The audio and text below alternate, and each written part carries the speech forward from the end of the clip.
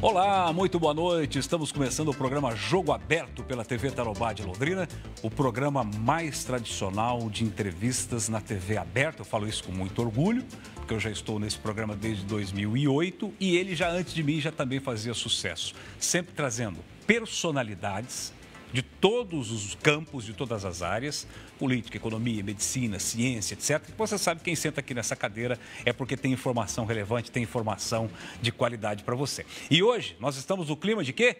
Eleições 2022. Gente, vocês não podem imaginar o que nós teremos aí nessa disputa eleitoral, principalmente no Planalto, para o Palácio do Planalto. E para conversar sobre isso, legislação, novidades, eu convidei o Dr. Guilherme Gonçalves, advogado, saiu lá de Curitiba, também tem o seu escritório aqui em Londrina para conversar com a gente. Boa noite, Guilherme, uma satisfação te receber aqui. Fernando, a satisfação é toda minha, acompanho o Jogo Aberto. Obrigado. Que eu brinquei com você, falei antes, eu sou um curitibano Delma londrinense. Né? Se eu pudesse, apesar de ser nascido em Curitiba, eu já estava morando aqui em Londrina. Então acompanho o Jogo Aberto, não sei se eu vou corresponder a essa expectativa. Mas o programa, de fato, tem uma credibilidade extraordinária, é uma honra estar aqui dividindo esse espaço com você. Guilherme, com a tua experiência toda, Guilherme é super especialista, conhece tudo, atualizadíssimo na questão do direito eleitoral. O que você está vislumbrando, antes da gente entrar nas minúcias, né, até da legislação? Vai ser um ano difícil? Vai ser um ano porreta? Eu diria, Fernando, que vai ser o ano decisivo em relação à democracia representativa brasileira, né? Acho que não é segredo para ninguém. Não é só no Brasil que a gente vive uma crise da chamada democracia representativa, a emergência das ditas tendências autoritárias e liberais ou não liberais. Né? Vivemos isso nos Estados Unidos, com aquele episódio que era inimaginável para quem estuda a história da democracia norte-americana, daquela invasão do Capitólio, aquele episódio do Trump com o Biden. Aqui no Brasil nós vivemos... Você acha que vamos ter uma cena dessas aqui? Não, acho que não. Eu sou um otimista, mas eu acho que talvez quem tinha essa pretensão antecipou a intenção e a institucionalidade brasileira, e quando eu falo institucionalidade, não falo só da justiça eleitoral, todas as instituições, né? Mesmo os freios e contrapesos do Poder Executivo, do Legislativo, do Congresso e do próprio Judiciário já demonstraram que não há espaço no Brasil para que nós retrocedamos na democracia. De todo modo, me parece que no nosso país vai ser um teste decisivo da nossa estabilidade democrática. E nesse sentido, me parece que talvez surpreenda, eu sou naturalmente otimista, mas me parece que os instrumentos, sobretudo que a Justiça Eleitoral vai ter, e o amadurecimento da própria população, eu acho que vão surpreender. Eu acho que todo mundo está esperando um debate muito radicalizado, sangrento. Não. Eu acredito que o debate vai ter um traço de qualidade decorrente da própria, digamos assim, desse despertar de que não adianta mais nós ficarmos presos a discursos populistas.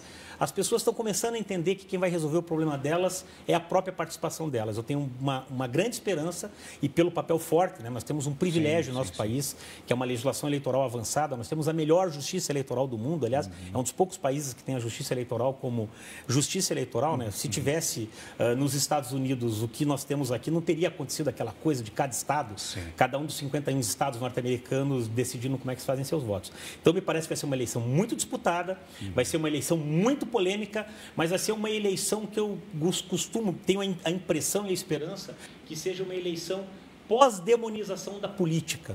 E, portanto, nós vamos verificar a emergência de uma outra forma de encarar a política, pós-Lava Jato, pós os escândalos que tiveram, um outro contexto. Eu tenho bastante esperança que vai ser um debate de alto nível. Interessante. E a justiça eleitoral, ela está aparelhada para tudo isso? Nós vamos ter, já dentro dessa pergunta, por exemplo, um certo ativismo, não é? Hoje se fala em ativismo do judiciário. Ministros, aí o caso do Alexandre de Moraes, por exemplo. Como é que você está olhando para esse cenário? Eu tenho um olhar muito crítico em relação ao ativismo judicial, né? Mas ele existe? Ele existe, tem existido assim frequentemente. Mas quando se fala de ativismo, Fernando, é preciso tomar uma cautela, né? Se de uma parte há um ativismo decorrente, né, tem aquela expressão de boas intenções, o inferno está cheio. Eu tenho a mais absoluta convicção que os ministros do Supremo Tribunal Federal, mesmo os mais ativistas, não fazem isso com base em algum interesse escuso, não. Fazem, e cito talvez o mais notório deles, que não à toa é um dos mais brilhantes, mais sólidos constitucionalistas da história do Brasil, que é o ministro Luiz Roberto Barroso. Ele fala aquele empurrão civilizatório. Tá bom, mas tem que respeitar. Temos que ter limites. Um caso, por exemplo, onde entre 100 estudiosos entendem que o Supremo Tribunal Federal exagerou, foi aquela questão da prisão em segunda instância. Não há como se prender em segunda instância se não fizer uma emenda constitucional. Ponto. Né? Mas há uma tentativa de combater a impunidade. Quem vai ser contra? Quem é a favor da impunidade? Ninguém. Sim. Mas tem que se ter cuidado.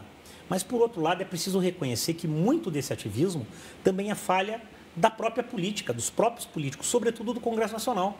Por quê? Se de um lado nós temos a politização do judiciário, de outro lado nós temos a judicialização da política. Então se transfere ao Poder Judiciário determinadas decisões que o Congresso Nacional tinha que tomar.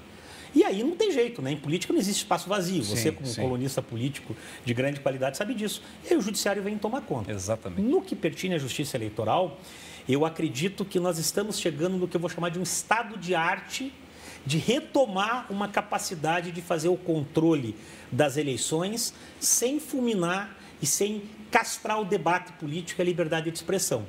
Por que eu lhe digo isso? Porque estamos chegando à conclusão de que a culpa pela corrupção, pelos desmandos e pelos desvios não é da disputa eleitoral. E aí é a parte que eu que eu gosto de estudar. Se nós analisarmos ao longo da restauração democrática, e você que conviveu bastante com isso, nós vamos perceber que a partir de 2006, quando o judiciário se torna forte, nós tivemos uma queda do debate político.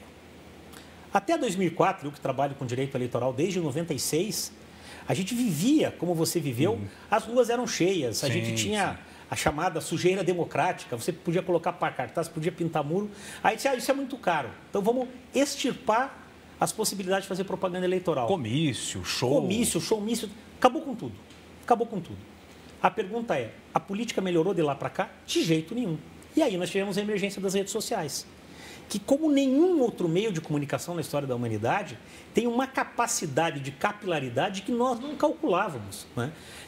E foi através das redes sociais que se deu a emergência do fenômeno das fake news, ou da pós-verdade, onde o que importa não é fato, é o que eu penso a respeito daquele fato, que supera o próprio fato. O que nós estamos vendo em relação às vacinas. Nossa, é isso. Isso é total. É um absurdo. Né? E isso contaminou a política brasileira em 2018.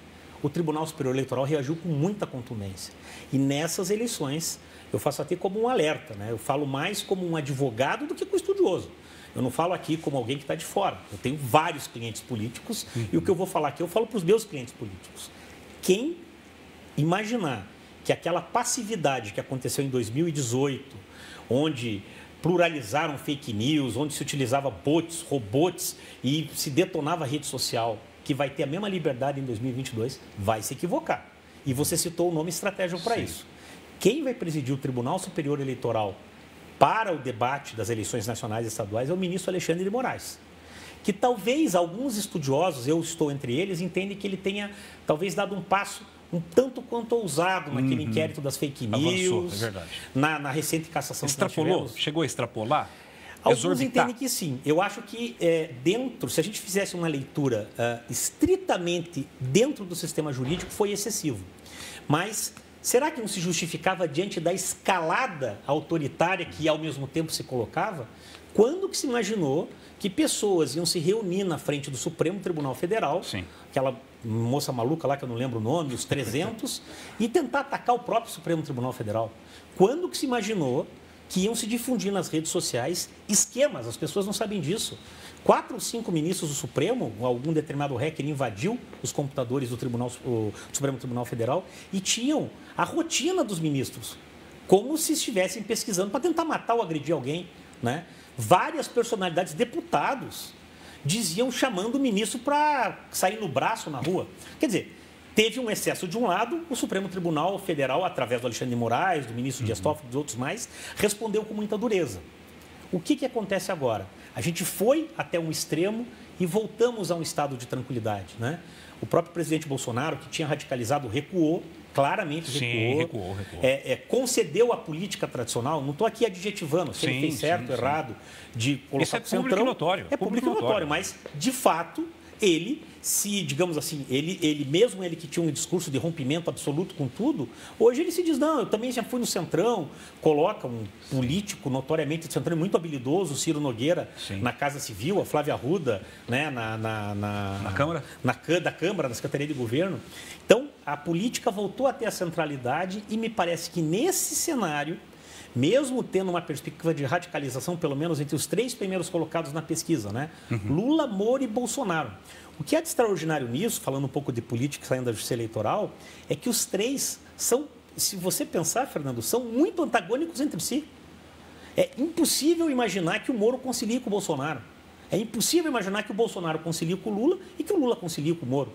Então se representam 3. Isso, você consegue enxergar um Ciro Gomes declarando voto no Lula. Você consegue enxergar um Dória aderindo até o próprio Lula ou o Moro. Mas entre os 3 não há conciliação. Isso pode permitir uma radicalização do discurso. Mas essa pluralização de posições, ela também vai possibilitar que a Justiça Eleitoral faça o trabalho com mais eficiência. E por que eu te digo isso? Porque um dos princípios essenciais da Justiça Eleitoral, que a diferencia de outros ramos, de outras racionalidades do direito, é o que nós chamamos, eu já escrevi sobre isso, de princípio da fiscalização recíproca. O melhor controlador de um político é o adversário. E isso motiva a Justiça Eleitoral a trabalhar, que está muito preparada. As pessoas, Fernando, os políticos, não têm noção do trabalho. Eu conheço vários servidores. As pessoas não têm noção da quantidade de servidores da Justiça Eleitoral que são mestres, doutores. Tem até uma aqui da Justiça Eleitoral de Londrina. Ela certamente assiste seu programa, já mando um abraço para ela, Patrícia Greco. Eu não sei de qual zona eleitoral aqui. A menina é mestre em Direito pela UEL, professora na UEL. Igual a ela, inúmeros servidores. E lá em Brasília, eles estão com um processo de diálogo profundo. Eu conheço vários advogados dessas grandes redes sociais, do Google, eu tenho uma boa relação com a menina que é do Facebook, que controla o WhatsApp.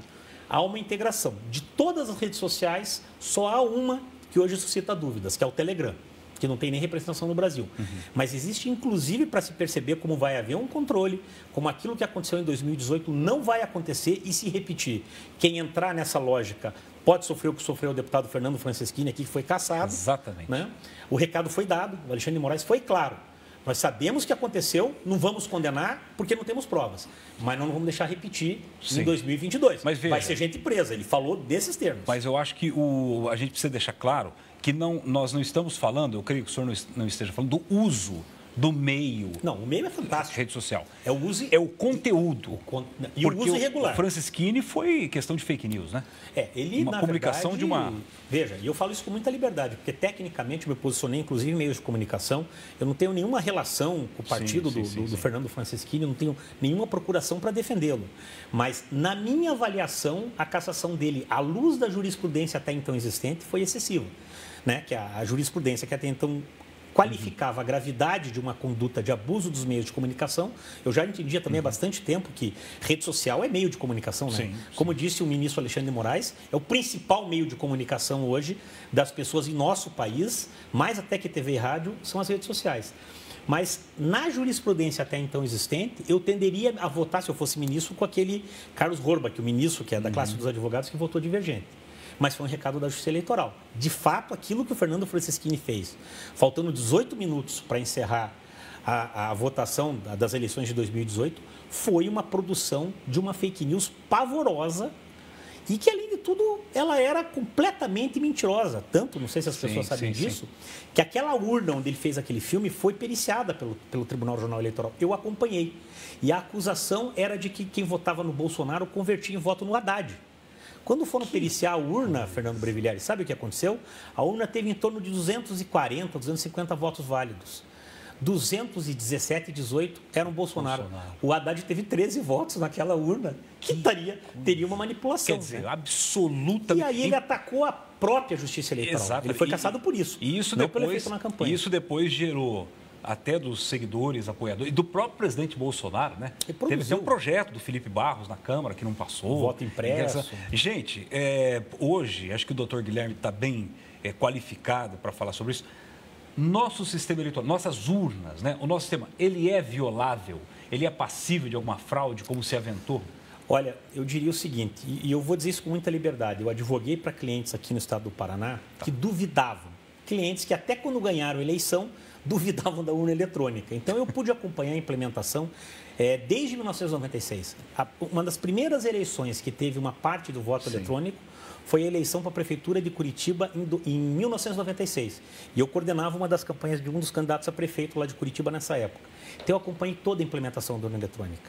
E eu falo, para quem queira me ouvir, o sujeito que conseguir manipular uma urna eletrônica, você tome cuidado, porque ele vai conseguir manipular a sua geladeira, o seu liquidificador e o seu fogão a gás.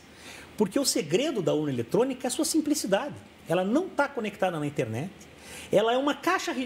Fernando, nós que já temos mais de 40 anos, acho que o pessoal mais novo não lembra, mas quando a gente ia comprar no supermercado na década de 80 e 90, não passava código de barra. Ficava uma coitada da caixa ou do caixa que ia digitando, que saía a notinha. Exatamente. Isso é urna eletrônica. A urna eletrônica, ela no seu software, vamos dizer assim, nem é para chamar de software, tão simples que é. Ela é um programa chamado Contador. Segundo me explicaram, o programa chamado Contador, o sujeito, quando faz o curso técnico de tecnologia de informação, ele aprende no 3º dia. É fazer a calculadora paraguaia. E não tem como... Apertou 1 é 1, apertou 2 é 2, 2, 3 é 3. Aí o pessoal fala, mas pode manipular no processo de envio dos... Como é que vai manipular se sai uma via impressa? Já sai, não tem jeito. Aí compara, olha, a que saiu aqui é essa. Que é diferente, não tem jeito. A urna da 244 zona eleitoral, da seção 244 da seção eleitoral tal de Curitiba, deu esse resultado. Qualquer partido, menos estrutura que tenha, né? Agora, imagine um partido presidencial. Sim. Você vai lá e fotografa. Eu já fiz apurações paralelas, até dou o nome do município. Teve uma eleição complementar aqui em Santa Fé, o prefeito lá, que é seu homônimo, o Fernando, ele até hoje é meu cliente. Quando teve uma eleição suplementar, eu me lembro que eu dei assessoria para ele, eu falei, nós queremos saber o resultado. Eu falei, é simples. Quantas sessões eleitorais, quantas urnas tem aqui em Santa Fé? Tem 30 urnas. Estou chutando, é isso. Quando tem 30 caras para tirar uma foto? Tem.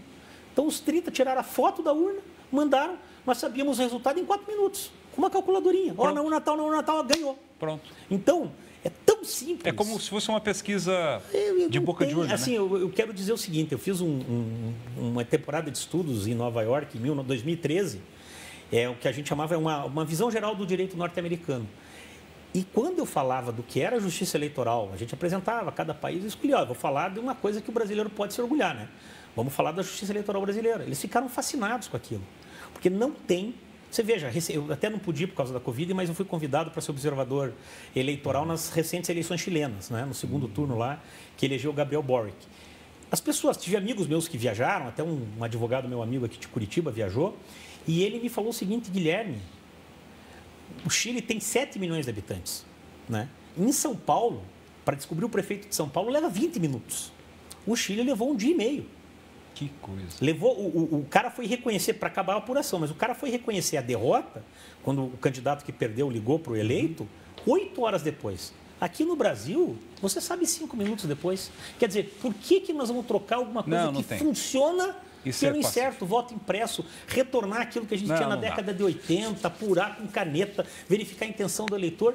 Nós estamos dando um exemplo para o mundo. Mas eu acho que esse debate foi superado. Perfeito. As pessoas deixaram para lá, né? Viram que não tinha nada a ver. Um intervalo bem rápido. Daqui a pouco eu vou voltar com o Dr. Guilherme para a gente falar de datas, períodos, afastamento, desincompatibilização. Olha que palavra, hein? Daqui a pouco aqui no Jogo Aberto.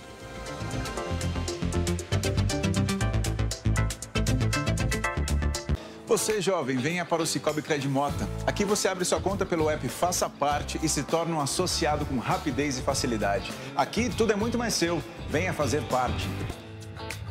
Cicobi Credimota, muito mais seu. Pioneiro Tintas, Souvenir, Coral, Grafitex, tudo em tintas e acessórios em geral na Avenida dos Pioneiros 2260. Acesse o nosso Face. Fone 3329-4400. Ouvir e enxergar bem são primordiais em nossa vida. A Audio 7 agora é Audioviso, que além de aparelhos auditivos, trabalha também com óculos. Venha conhecer a nossa loja com estacionamento próprio, na Rua Espírito Santo 456. Sim, isso aqui é um banco. Antigo, desconfortável e desatualizado. Existe um lugar melhor e muito mais confortável. Um lugar acolhedor, diferente e mais justo. No Cicobi Credimota, tudo é muito mais seu. Aqui você conta com os mesmos serviços de uma instituição financeira, mas com taxas melhores e mais proximidade. Aqui você também é dono e participa de todos os resultados para poder investir no seu futuro e contribuir com sua comunidade. Venha para o Cicobi Credimota. Cicobi Credimota, muito mais seu. Férias Guaporé Pneus, oficina premium e tudo em 10 vezes sem juros. Pneu Aro 16 Firestone 10 vezes de R$ 38,90. Pneu Royal Black Aro 13 10 de R$ 27,50. Vem pra Guaporé Pneus, a maior variedade de pneus do Brasil. Se você é agricultor, venha para o Cicobi Credimota. Aqui você tem custeio agrícola, seguro de lavoura, juros baixos e as melhores condições do mercado. Aqui, tudo é muito mais seu. Venha fazer parte. Cicobi Credimota, muito mais seu. O Pet Shop Boy é uma loja completa em rações, medicamentos, acessórios, banho e tosse e tudo com ótimos preços. Avenida Presidente Castelo Branco, 90, esquina com a Voluntários da Pátria. Disque entregas 3026-6992 ou pelo WhatsApp 99668-7932. Atenção, você que tem oficina de funilaria e pintura ou você que bateu seu carro. Léo Peças, o melhor preço da região em peças novas. Confira Léo Peças na Avenida 10 de Dezembro, em frente à igreja.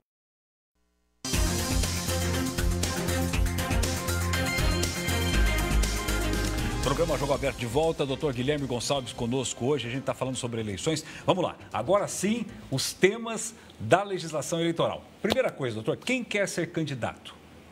Qual o prazo que tem para se desincompatibilizar? Claro, nós estamos falando de prefeitos, né?